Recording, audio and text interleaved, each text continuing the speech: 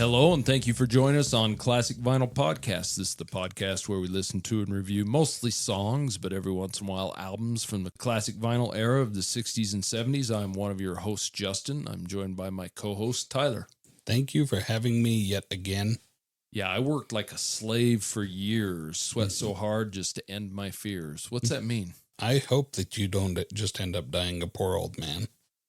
I actually hope I die an old man, I don't really care if it's poor. I just don't want to be lonely. Yeah, I just want my last check to bounce and like my credit card. I want to expire just before they turn off my credit card for lack of payment. Go out with a smile. Exactly. So today we're going to do the Moody Blues and Ride My Seesaw. This is one that was suggested to us from Ryan from Buffalo, New York, and I thought it a good time to bring this one out. It was down on our list a little ways, but John Lodge, a famous bass player and songwriter of the Moody Blues, passed away just about a little less than a week ago as we're recording this, passed away on October 10th of 2025 at the age of 82, so we thought it about right to bring out one of his songs. Yeah, this is a great homage to him, too, because the bass in this is really thumping. Yes, it really is. Let me give you a little history on the Moody Blues, the band. They're an English rock band formed in Birmingham in 1964. The original lineup of the Moody Blues was Graham Edge. He was a drummer, and the funny thing about him, he's the only continuous member through the whole band's history until he passed away in 2021. You've got Denny Lane on guitar and vocals, was in the band for a little while. He was also famously a member of Wings with Paul McCartney. Mike Pinder on keyboards, pianos, and vocals. Ray Thomas on flutes, percussion, piano, and vocals. Klein Warwick on bass and vocals. You are missing John Lodge there. He didn't join the band until 1966. And also another famous Moody Blues member, Justin Hayward, that joined the band in 1966 as well. Now, the Moody Blues, their music is really hard to explain. I mean, obviously rock and roll, psychedelic, early on psychedelic especially, but pop, progressive. They have a lot of symphonic sounds in their music, and I'm sure this band has influenced many bands to come after. Multiple lineups for this band throughout the years, but the Moody Blues themselves have sold over 70 million albums worldwide, which isn't too bad at all. No, they're popular.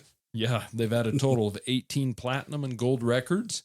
All in all, they've released 16 studio albums, 8 live albums, 23 compilation albums, and released 36 singles. Now, in the U.S., they had 12 albums in the top 40 and 6 in the top 20. You've got Seventh Sojourn, Long Distance, Voyager, both hitting number 1 on the charts here in the U.S. Also in the U.K., you had 12 albums in the top 40. 8 of those albums were in the top 20 on The Threshold of a Dream, Of Question of Balance, Every Good Boy Deserves Favor. All of those reaching number 1. Of course, favor spelled with an O-U-R. Well, yeah, these guys are very British. Exactly. The first number 1 single for the Moody Blues in the UK was a song we've done and reviewed on this podcast before, Go Now, that had Denny Lane singing. It's a song he wrote and sang. It was released in 1964. It was their only number 1 hit in the UK, but they did have 13 other singles in the top 100 in the UK. Nights in White Satin was their first number 1 hit in the US, and I think probably the most popular song, unless you want to get into some of their 80s songs like In Your Wildest Dreams or I Know You're Out There Somewhere. That would definitely brought the band a resurgence in popularity in the 80s. It's tough to say which one's the most popular. I'd probably heard In Your Wildest Dreams the most, but Nights in White Satin is pretty popular too. I would say Nights in White Satin definitely is most popular with the band in the 60s and 70s, without a doubt. But they did have those 2 hit songs in the 80s that were pretty popular. But they also did have their song called Question that hit number 1 in the U.S. And they had a total of 21 singles that hit the top 100 in the U.S. They were inducted into the Rock and Roll Hall of Fame in 2018. A lot of people consider that late for the band, considering their commercial success and things like that. You know what we think of the Rock and Roll Hall of Fame, so... They're misguided at best. Misguided at best. That's the way to put it, yeah. So do you want to review the song? Let's review it. And now it's time for the song review. I've lost where all the buttons are. All right, it's the little announcer monster. So, Ryan from Buffalo, we kicked your request up the list a little bit today because of the unfortunate passing of John Lodge. And this is, I would say, probably one of the most popular songs he wrote for the Moody Blues, even though he penned quite a few of them. But like Tyler said up front, this definitely showcases his work on the bass without a doubt. And I think that's probably the most prominent thing in this song. It's very apropos. I agree. So, Tyler, what is your history with the Moody Blues, Ride My Seesaw? I think I've heard this song, but I'm just saying I think I've heard this song. I've definitely never, You obviously didn't know the name of the song and didn't know who the band was. No. So it's a good one. We listened to it a couple times. We also listened to the kind of spoken portion at the first of it, but let me give you a little information on the song Ride My Seesaw. It was released as a single on September 14th of 1968 in the U.S., and October 16th of 1968 in the UK. Always wondered why they split those so far apart. And maybe that's just me living in today's world where everything's digital and instantaneous, but they had to ship it across on the Mayflower. Yeah, they might have, but it actually was released in the US a month before the UK. They had to ship it back to the UK via the Mayflower. Yeah, exactly. So the B-side of this song was a song called Voices in the Sky in the US on that single, and it was a song called A Simple Game in the UK. Okay, so this song was written by John Lodge, and the written portion before this song, which you don't hear very much on the radio, they usually kick right into the song, but if you do listen to the album, the spoken portion is called Departure, and that was actually written by Graham Edge. But this song, as it was recorded, had John Lodge on bass guitar, cello, and vocals. You had Justin Hayward on electric guitar, acoustic guitars, and vocals. Mike Pinder on mellotron and vocals. Ray Thomas on tambourine and vocals. And Graham Edge on drums and maracas. And it's kind of an interesting song, but it was recorded at Decca Studios in London and produced by Tony Clark, whose main producing credits are with the Moody Blues. Justin Hayward later on solo, and some with Nicky Hopkins, who we've talked a little bit about on this podcast before. This is off of the band's third studio album, and that album was called In Search of the Lost Chord. Now, In Search of the Lost Chord, it's a concept album, a very early concept album. A lot of people would consider this progressive rock in some ways. It's interesting. It really kind of very reminiscent of Days of Future Past, which we've done an episode on this podcast before. Yeah, and this album found the Moody Blues exploring knowledge in a changing world. That's kind of what they've said this album was about. This album itself reached number 5 in the UK charts and number 23 in the US charts. Now, the song itself is really about growing up. It's about what you learn at school and everything else. It's a pretty cool song. It really is. You could probably apply a lot of different things to the meaning to it. You know, life being a seesaw, because it really is, right? Sure. Ups and downs. So this is straight from John Lodge. He had said this song is really about growing up. It's about what you learn at school and everything else. He says it's a pretty cool song. That's kind of funny for him to say because he wrote it, right? Yeah. But when you grow up and go into the real world, you can't take that with you. You need to see what's happening in the real world, and whatever you learned in life up until that time, it will give you a nice grounding so you can find your way in life. It's really important that you're aware of the world and what's actually happening in it, and you try to relate to that. Ride My Seesaw, he has said, is the fact that you're going up and down, you learn a bit and you lose a bit. That's what this song is about. And that's straight quote from him. And that really is what it's about. I mean, we all ride a seesaw in life, don't we? For sure. Yeah, it's ups and downs. And he references a little bit. Maybe I should save that for the review. It can seem monotonous because you're only, going in the same cycles, right? Yeah, and I think everybody gets in that way, right? Yeah, and so this song really is about yearning to escape that. Well, and I think it's saying ride my seesaw because you can make your seesaw whatever it is, instead of just the monotony of up and down, you can kind of choose how hard you push up. Yeah. How hard you land. And I mean, sometimes you're going to land. You've been on those seesaws where you land down and yeah, it's not fun when somebody jumps off the other side. Oh yeah. Yeah. We've all been on the playground with that guy. Yeah. I don't even think they have seesaws out there anymore. No, because of that guy. Yeah, that guy. One interesting thing about this song, it's one of the first singles in rock and roll to be recorded on an 8-track recorder. Oh. Which is kind of interesting. And also, this song was for a long time the song the Moody Blues used in their live concert sets to close the show. I think the band themselves considered this one of their favorite songs or best songs, if you will. This is a pretty upbeat jumping off song, so yeah, I like that. So the song itself reached only number 61 in the Billboard US charts, number 3 in the Canadian charts, and number 42 in the UK. So it did the best in Canada. As much as I hear this song on the radio today, classic rock radio and such, I would have thought it would have charted higher. And it's one of my, I shouldn't say I'm a huge Moody Blues fan. My dad really got me into Days of the Future Past. And if you go listen to our old episode, I'm really not into that album. I like Nights in White Satin, and that's about as far as it goes for that album. It's just a little too, you can call it a concept album or whatever. There's just a little too much in it for me. So anyways, Tyler, after listening to Ride My Seesaw by the Moody Blues, basically for the first time ever, we listened to it twice along with the spoken word section. What are your thoughts on this song? I'm not very familiar with it. I know it mostly from the tune. It's a very upbeat and fast-paced. It's a really cool tune. I've never heard the opening on it before, and this opening is kind of surreal. It's almost like jet engines firing up. You're not talking about the spoken word part, though. You're talking about the opening of the actual song. No, exactly. The opening of the actual song. So the opening spoken word is the same type of poetry that you get at the end of Nights in White Satin. Breathe deep. Oh, okay. That's what they say in Nights in White Satin. Breathe deep, the gathering gloom. Oh, I thought you were giving me a remedy for this shit. No. Okay. Yeah, because Tyler's got a little bit of the cough going on. So yeah, he starts off by reciting this poetry. Really interesting because he starts off fairly low and slow and steady, and then he starts to pick up tempo, and as he starts to pick up tempo, the background music moves up in pitch, and so does his voice move up in pitch, and just progresses, and it just keeps going up, and it's really cool the way that he delivers it.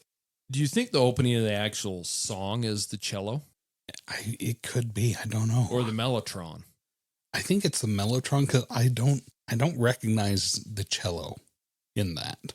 Yeah, it's kind of an interesting sound. I don't even know what it is. I haven't researched it far enough to know what it is, but I thought by listening to it, I could recognize it, but it's a strange sound. I don't know how they've made it. Yeah. Like I said, it sounds like a jet engines firing up. Kind of does. Yeah. Like the turbines on a jet, and it's, just starts spinning. But so after you get the jet turbine opening from what we assume is the mellotron, then it has this like really intense drum that just interrupts, right? So the lyrics start in, and it is a really happy, upbeat little joyful song. It's just a sweet little tune, and it's all about, ride my seesaw. The verses are all about the joy of the ride and going up and down, and then kind of the risk of getting stuck in that up and down. And so he talks about, I worked my whole life away, and then I died a poor man. And he says, I should have just ran. It's encouraging you that if you feel yourself stuck in something and you have a dream out there that you aren't pursuing for whatever reason, get up and run. Pursue that dream is what he's saying. I really like that. This is a song that just wants to go up and not come down. So it's a very positive song, really. Mm-hmm. Yeah, it's very encouraging. I mean, I think in a way it's explaining how you can get in a rut and it can be negative. So to create yourself a positive world, to go after your dreams, to go after the things you love and chase them instead of, it's kind of, to me, explaining that we all get older and get caught in that day-to-day standard rut. When you're a young kid, you all have all these aspirations. And I think we all experience that to a certain extent. For sure, he's got this really upbeat, positive outlook on life and this strong message, and really support that. It's endearing about this song. I like the song that's super positive and encouraging like that. But it's also a little bit of that warning of, hey, life can get really monotonous because we know what we've learned. I mean, like we said in the opening review of this is what he's saying. It is about all the lessons that you learned in school. You take those with you, but then there's the world around you, and you have to stay grounded in those lessons, but keep aspiring, keep chasing your dreams. Yeah, it's a positive song about negativity. Yeah, exactly. Positive song about a very negative world. Exactly. What are your thoughts on this one? You know, I like this. I like the spoken word section. I always like the poetry from them, especially like you mentioned in Nights in White Satin. I like the way the words are put together, but I really like the poetry in it. The one line, the sight of a touch or the scent of a sound, which doesn't make any sense, but it sounds cool, right? It doesn't make a whole lot of sense, but it's more something, it's a feeling that it gives you that like it feels deep, it sounds profound. And you also, he says like the sight of a touch, you know what it looks like to see somebody touch, and that gives you a certain feeling. That one actually kind of makes sense, but the scent of a sound is like from Ghostbusters for me. Well, yeah, it's from Ghostbusters. When Dan Aykroyd says, "Listen, do you smell something?" Yeah, exactly. The biggest star in this song, and I talked about it from the very beginning, is the bass, which is partly why we picked this song, because with the passing of John Lodge, we wanted to go through a song that he had big input on. So not only did he write the words and sing on this song, but also has the most prominent role, which is the bass. The guitar is okay in it, but it's kind of non-existent except in the little solo in the middle, which is a decent solo. And there's some little guitar riffs at the end of the verses and things, but I would have liked to hear the guitar turned up a little bit in it. And obviously, if you listen to this podcast at all, you know that's what I'm generally looking for. And there's always exceptions to that rule, but if you're going to use it, to me, use it well and mix it to the front. The vocal in this is kind of strange. It's kind of mixed to the back and it's kind of echoey, but I think that's kind of their intention. I don't think it's like a lack of recording. Obviously, this is one of the first recordings on 8-track, so they could have done a lot of different things with it. But in my opinion, it's mixed kind of poorly. In my opinion, it's mixed kind of poorly sounding if they were going for a beautiful sound, but I think that was done intentional, so I can't really discredit that for it. True. When you're getting into some of these psychedelic songs, one thing I've noticed is that they tend to use the voice or the vocals as an instrument to create sound rather than to convey a message through the spoken word. They use the words more just to get a sound mixed in there. Well, I agree, and sometimes that's simply because you can't even understand half the lyrics anyways. Mm-hmm. And even if you can understand and they enunciate them well and they're mixed well, you really don't know what the hell they're saying, you know. But some of them that I do like, My World is Spinning Around, Everything is Lost That I Found.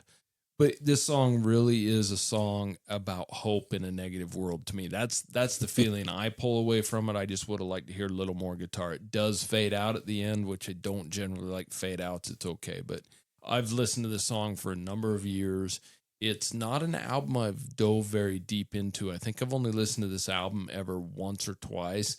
And we kind of skimmed over some of the songs, and they're kind of decent sounding. So I really want to dive into this album and maybe do a review on this one day. But for the time being, do you want to get to the song rating? Yeah, let's rate it. Song rating. Okay, listener, if this is your first episode, I'll briefly explain our rating scale. It's 0 to 10, 10 being the best. And I really like this song, but as much as I like it, I'm not as keen on it as I originally thought. I like it more having talked about it, because the initial rating that it left me with after the listening to it 2 times through, I gave it a 6, which is positive. It's still on the upside of 5, but it is a positive song about negativity.